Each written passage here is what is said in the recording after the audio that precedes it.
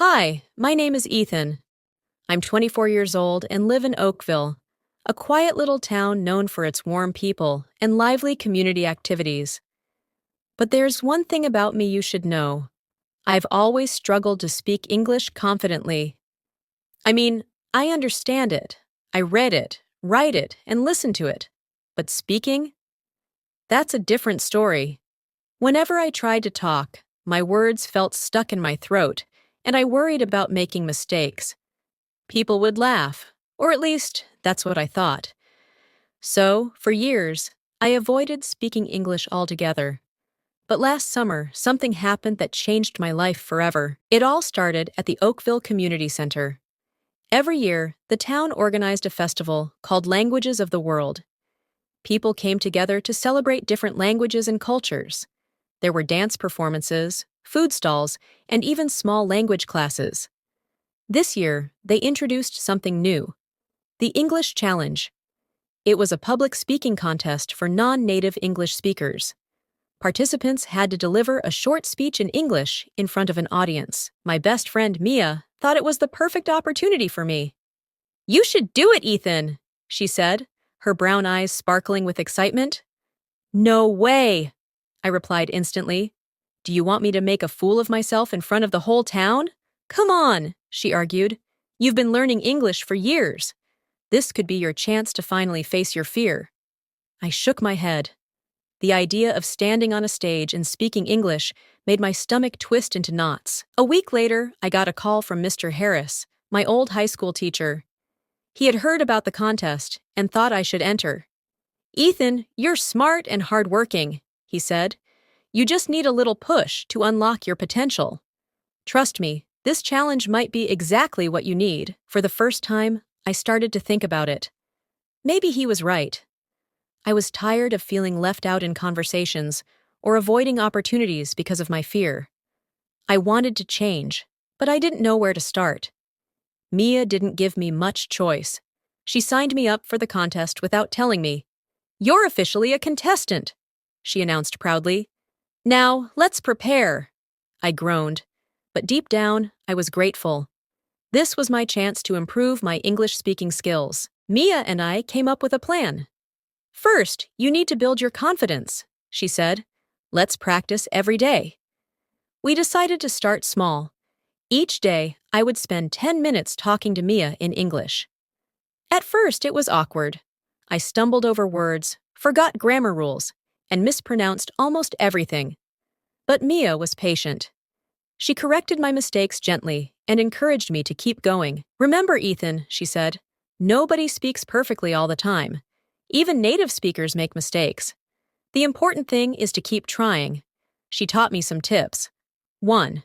Speak slowly. You don't have to rush. It's better to speak slowly and clearly. 2. Use simple words. Don't try to sound fancy.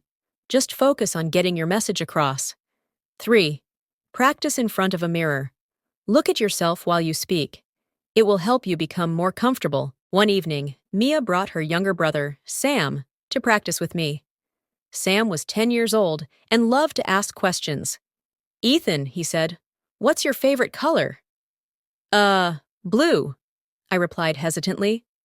"Why?" he asked. Because it's, beautiful," I stammered. Sam giggled.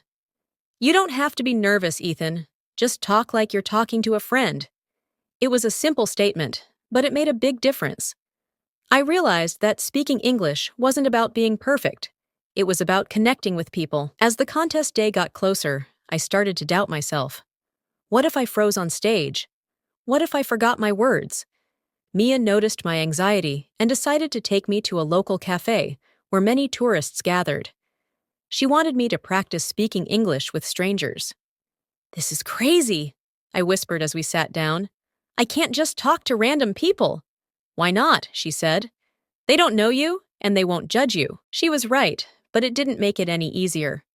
My heart raced as Mia encouraged me to order coffee in English. "Excuse me," I said to the barista.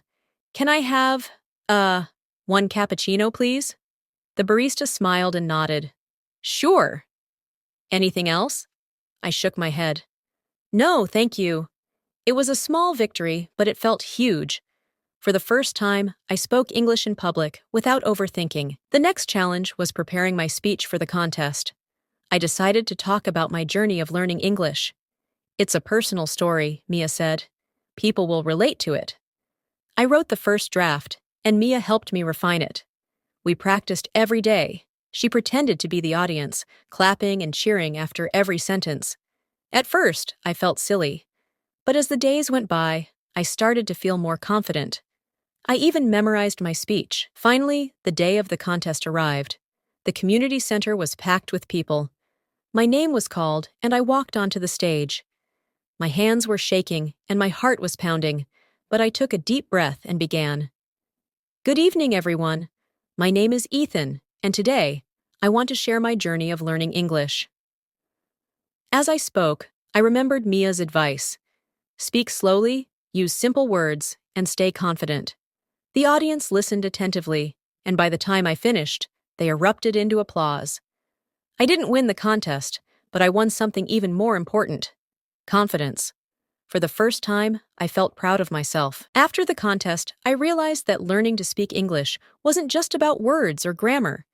It was about facing my fears, making mistakes, and learning from them. Mia smiled as she handed me a cup of coffee. You did it, Ethan. I'm so proud of you. Thanks, I said. I couldn't have done it without you. And that was just the beginning of my journey. After the contest, something inside me changed. I didn't feel the same fear about speaking English anymore. Sure, I still made mistakes, but I learned to laugh at them instead of letting them hold me back. More importantly, I realized how much I enjoyed sharing my experiences with others. One evening, Mia and I sat at the cafe, reflecting on everything that had happened. You know, Ethan, she said, stirring her tea, your story was really inspiring. A lot of people are probably going through the same struggles, but they're too scared to speak up. I nodded thoughtfully. You think so? I know so, she replied. What if you started helping others? You could lead a small English conversation group here in Oakville. The idea caught me off guard. Me? Lead a group? The thought of it felt almost ridiculous. But then I remembered how much Mia had helped me. Maybe I could do the same for others. The next week, Mia and I met with Mr. Harris to discuss the idea. He loved it and offered to help us organize. We can call it the Oakville English Club, he suggested. We'll keep it casual, just a group of people practicing English together. We printed posters and put them up around town. The first meeting was scheduled for Saturday afternoon at the community center. I was nervous that no one would show up, but to my surprise, about 10 people came. Students, workers, even retirees. Each of them had their own reason for wanting to improve their English. I just moved here from Mexico, said Clara, a young woman with a bright smile. I want to talk to my neighbors. I work at the grocery store, said an older man named Raj. Sometimes, customers ask me questions, and I don't know how to answer. I introduced myself and shared my story about the English challenge. Then, we all practiced simple introductions, taking turns speaking in English. Over the next few weeks, the group grew larger. We met twice a week, and every session had a theme. One week, we practiced ordering food at a restaurant. Another week, we role-played job interviews. Let's practice asking questions, I told the group one day. It's a big part of having a conversation. We took turns asking and answering questions. At first, people hesitated, just like I had. But as they practiced, they grew more confident. Clara, who had been shy at the beginning, started speaking up more.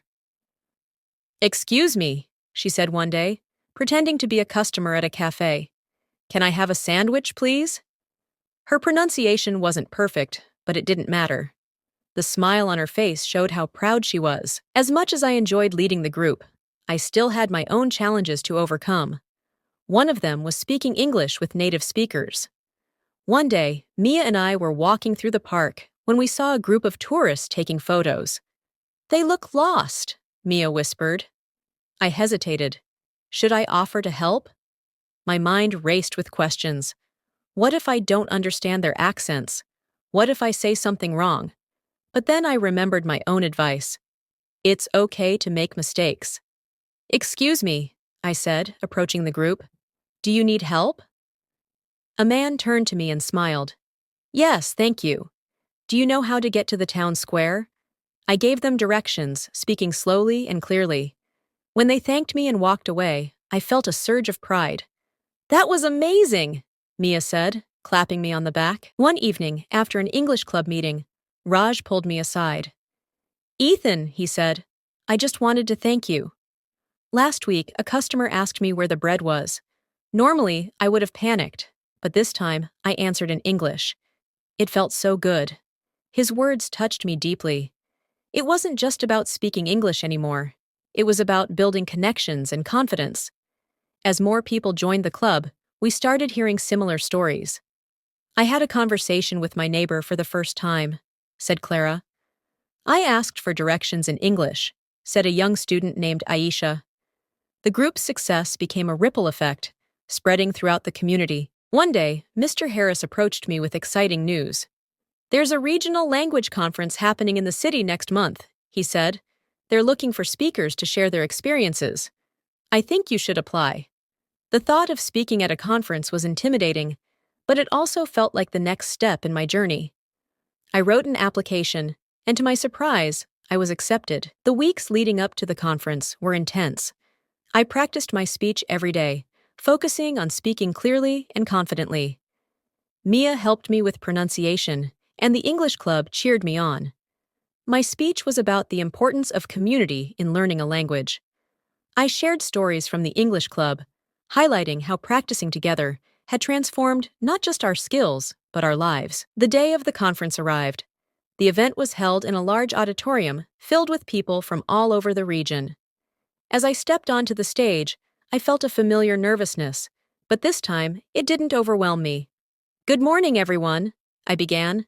"My name is Ethan, and today, I want to talk about the power of learning together." As I spoke, I could see people nodding and smiling.